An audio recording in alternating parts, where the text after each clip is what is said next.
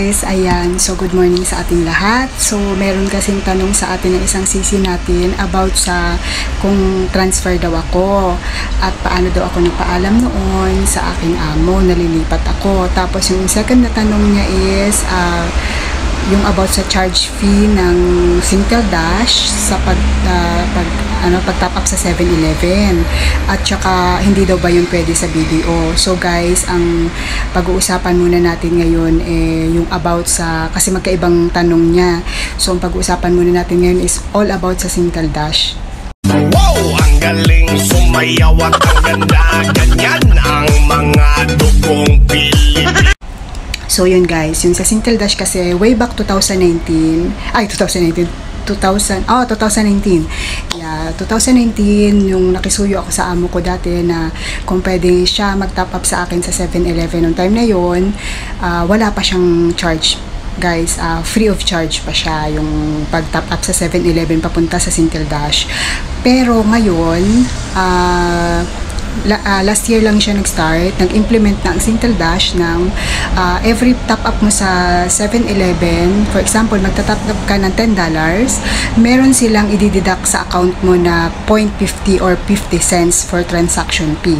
So, ibig sabihin, magta-top up ako sa 7-Eleven ng $10, ang papasok lang sa Singtel Dash ko is $9.50. So, yun lang po.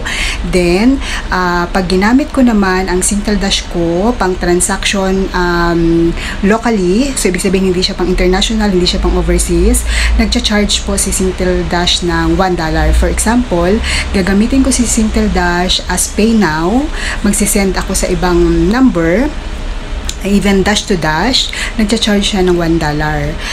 Tapos, for example, magcha-transfer naman ako sa ATM, or for example, from Singtel Dash ko, papunta sa OCBC ko, papunta sa, ano pa ba ibang mga bangko dito, na mental block na ako, nawala na ako, sa, ano pa ba, yon sa DBS, or sa kung ano man, ibang mga bangko dito, o yon, nagcha-charge siya ng $1 din. Unless, pag may online shop ka, katulad ng pambayad ko sa Lazada, na minsan ginagawa ko din, free of charge siya. So, yun, walang charge siya. Pero pag mag-transfer ka sa ATM or sa Singtel Dash din, nagcha-charge siya ng $1. Mostly, pag locally, nagcha-charge siya ng $1. Pero pag nag-top up ka from 7-Eleven papunta sa Singtel Dash, 0.50 or 50 cents ang nababawas sa account mo. Hindi siya katulad ng pag mag-top up ako sa 7-Eleven, $10 yung tawag doon, itatop up ko, bali magbabayad ako ng $10.50 kasi may transaction fee siya or may service charge siya. Hindi ganon. So, ang nangyayari is kung magkano ilalagay ko or ibabayad ko sa 7-Eleven $10 yung matatanggap sa 7-Eleven, pero ang papasok sa account ko is $9.50 lang po. So, yun. Pero, pag nag-transfer ako from Singtel Dash papunta sa Pilipinas, sa overseas, ang charge po niya is $4.50. So, yun guys. Pero, hindi ko lang alam kung, ayun nga sa mga remittance center, sa remittance center, ATM, tapos yung tanong ng isang sisi natin is kung pwede daw ba siya sa BDO. Yes, pwede po siya sa BDO guys. Walang problema yung tawag dito,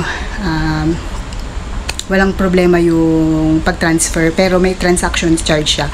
So noon, way back dati, $4.50 ang transaction charge sa akin, or yung remittance charge. So, $4.50. Hindi ko lang alam ngayon kasi matagal na akong hindi nakapag-transfer via Singtel Dash to ATM kasi nga nawalan na nga ako, hindi na ako makapag-edit. So, ibig sabihin yung mga beneficiary ko na pinapadalan sa Pinas, hindi ko na siya may edit kasi kailangan ng OTP na isisend dun sa number ko na Singtel. Ang problema ko po is yung Singtel ko is expired na kasi 3 months na. Ganito guys, ang mga ATM natin, ay mga SIM card natin is may expiration po yan dito. Pagka 3 months mo yung continuous na hindi na tatap upan or naloloadan, top up kasi, load kasi ang tawag sa top up dito, nag-expired po yan. So, katulad na nangyari sa akin, yun ay based sa experience ko, no? Ngayon, kung sa iba naman 4 months na hindi naliloadan, is active pa rin yung SIM nila, is, well, sa kanila yun. Bali, ang kinukwento ko lang po is based on my experience. Tapos, for example, GCash naman, for example, via Singtel Dash to GCash, $3.50 lang po ang charge niya pag overseas. Ibig sabihin, for example ako, magpapadala ako sa GCash ko gamit ang Singtel Dash ko. For example, $100 yung ipapadala ko. Pag nagpadala ko ng $100 doon, bali ang babayaran ko dito sa akin is, ang idididak sa akin is $103.50. $103.50. So yun, bali ang papasok nun dun sa aking GCash account is $100 lang, or mako-convert na yun sa peso. May conversion naman din kasi. Tapos for example, yung ang inano ko lang is malalagay kasi yun dun sa ano mo, sa mag-automatic naman yun ng add yung service charge nun. So yun. Tapos, pag, for example naman, ikaw Sisi, meron ka namang ATM na ngayon, tapos gusto mo lang talagang gamitin yung Singtel Dash for some reason, na pang isi-send mo sa Pinas, kasi nga ako guys, is ganun talagang situation ko, may ATM ako, pero dahil nga nagkaroon ng problema dun sa ATM ko, yung, ano pala yun, ay, nakalimutan ko na naman siya, naalala ko na siya kanina, yung, ano man tawag ulit dun? Ayan, nalimutan ko na ulit. Yung tawag dun sa key, yung sa code na wala, nakalimutan ko na siya guys. So yun, yun na yun na isi-send sa number mo para makapag mako-continuous ka ng send sa Pinas via ATM papunta sa ATM sa Pilipinas na wala pang $1 yung charge. So yun, may kailangan kasi yun ako na dapat sa bangko, kailangan kong pumunta sa mismong bangko and wala akong oras talagang pumunta. So hindi ko ginagamit na pang send ang ATM to ATM, at saka yung lugar kasi ng anak kong bunso is hindi ko rin naman siya masisendan sa ATM to ATM. So kaya hindi ko rin siya talaga pinaprioritize na asikasuhin yun yung sa although yun nga, sabi ko nga every cent counts, kaya lang since hindi ko naman din talaga siya ganun ka-priority or ka-prioritize na bank to bank ang transaction ko, kaya okay lang, kaya hindi ko talaga pinupurso na pumunta, waste yung time ko na pumunta ng OCBC para asikasuhin yun, kasi nga sa bunsong anak ko is GCash to GCash naman ang way ko ng pag-transact. So from Singtel Dash ko papunta sa GCash ko, tapos yung GCash ko send sa GCash naman doon sa anak ko. So yun, ganun kasi yung way nung yung pag-send.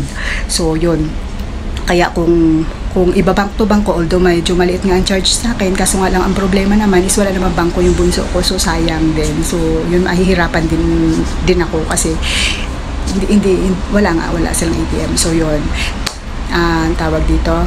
Kaya ikaw sis, kung may bangko ka naman, yung amo mo ang pasahod sa iyo is bangko, yung natatanggap mo sa bangko, yung katulad din sa akin dito sa pangalawang amo ko is bank to bank, yung from ATM mo, i-transfer mo na lang sa Singtel Dash mo, free of charge yun guys. Pag ATM ko papunta sa GCash ko, sa Singtel Dash ko is free of charge. So ibig sabihin wala akong babayaran. So hindi ko na kailangan pumunta ng 7-Eleven para i-top up pa sa Singtel Dash ko. So yun, kaya kung gusto mo free of charge, doon ka na lang sa yung bangko mo, i-transfer mo sa Singtel Dash. Madali lang siya mag-transfer kasi pwede naman siyang pay now.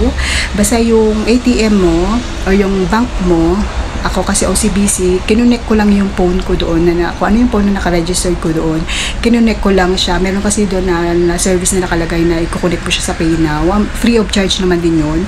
So yun, ano mo lang siya ng PayNow. After ng PayNow, yung PayNow mo ang magsisend papunta doon sa Singtel Dash mo. Kasi ang Singtel Dash guys is pwede ka mag-top up via PayNow din. So tingnan mo lang yung top up doon sa Singtel Dash mo, makikita mo yung PayNow doon sa choices. I-click mo lang yon, pero ang ginagawa ko, hindi ko kinakopy yung link ko. Ang ginagawa ko is yung save QR code. Tapos noon, from PayNow ko doon sa bangko, kiniklik ko lang yung import lang yun kasi mapasisave yung QR code ko sa gallery ko.